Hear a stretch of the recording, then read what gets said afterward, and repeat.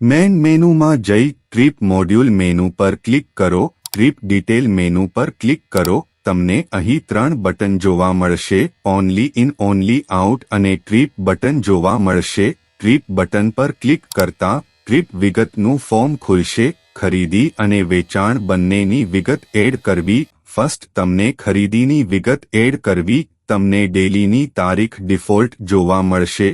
તમે જો બીજી તારીખમાં એન્ટ્રી કરવા માંગતા હોય તો તમે તારીખ બદલીને એન્ટ્રી કરી શકો છો. સપ્લાયર સિલેક્ટ કરો. પ્લસ બટન પર ક્લિક કરતા તમે નવા સપ્લાયર એડ કરી શકો છો.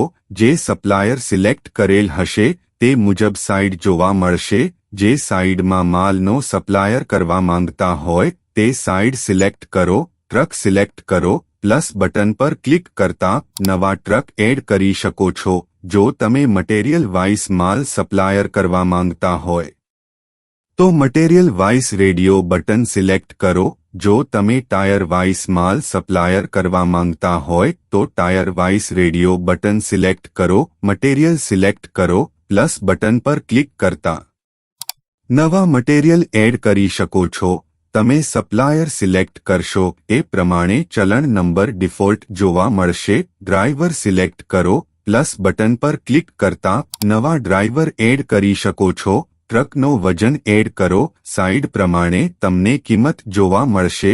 તમને વજન અને કિંમતની મલ્ટીપ્લાય કરી તમને કુલ ટોટલ ડિફોલ્ટ જોવા મળશે. ક્રેડિટ કે કેશ સિલેક્ટ કરો. રોયલ્ટી નંબર એડ કરો. રોયલ્ટી વજન એડ કરો. કિંમત એડ કરી તમને રોયલ્ટીનું ટોટલ જોવા મળશે. ટોટલ અને રોયલ્ટી ટોટલ બને પ્લસ કરીને ગ્રાન્ડ ટોટલ જોવા મળશે.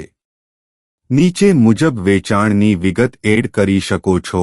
તમે જે કસ્ટમરને માલ વેચાણ કરવા માંગતા હોય તે કસ્ટમર સિલેક્ટ કરો.